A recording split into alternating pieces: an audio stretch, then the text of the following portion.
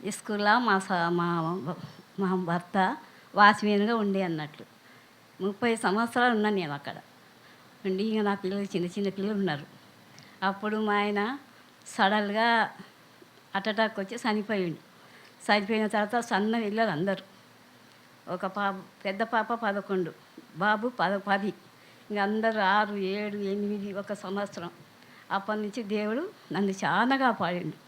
ఇరుకుల్లో, ఇబ్బందులు, కష్టాల్లో అన్నిట్లో సాయం చేసిండు దేవుడు. కాక దేవమ సిస్టర్ కూడా మా ఆయన చర్చిలో నాకు చూపెట్టిండు. నాకు తెలియదు సిస్టర్ ఇక్కడ మా అక్కని చూపెడితే ఒకసారి చూసిన. ఇంకా అప్పటి నుండి సిస్టర్ ఇంటికి నా పిల్లలు మా ఆయన సడన్గా చనిపోయినాక ఊరికే సమాధి చేసుకొని ఇక్కడ వచ్చిన హైదరాబాద్కు. మేడం కూడా చాలా మంచిది.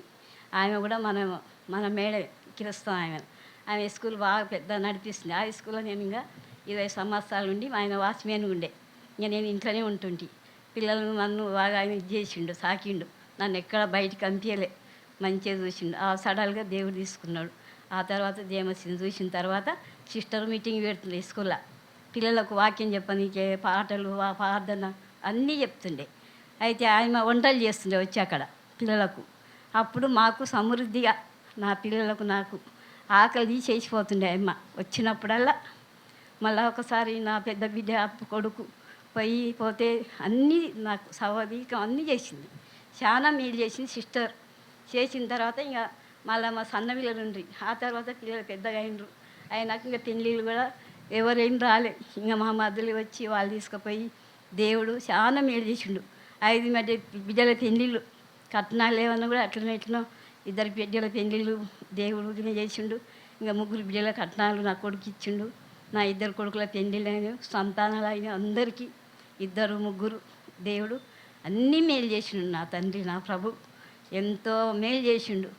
నాకు కూడా ఎంతో సాయం చేసిండు దేవుడు. ఎంత మమ్మలను సాయం చేసి మమ్మల్ని కాపాడిండు. పెద్ద బిడ్డ ఇంకా చిన్న బిడ్డ కూడా చాలా బాగాలేక చనిపోయిన స్థితిలో ఉంటే ఆమె కోసం కూడా నేను ప్రార్థన చేసిన.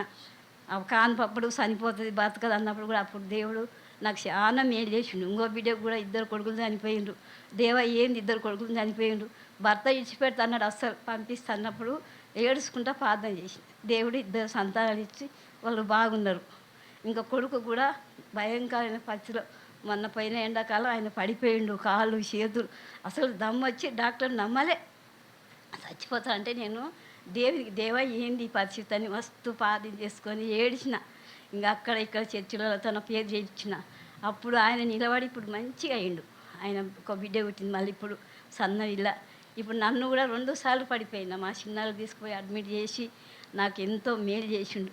ఆయన దయతోన అందరూ ప్రేమతో కనికరంతో నా ఎల్లుండు నా బిడ్డలు నన్ను మంచిగా చూసుకుంటుండు.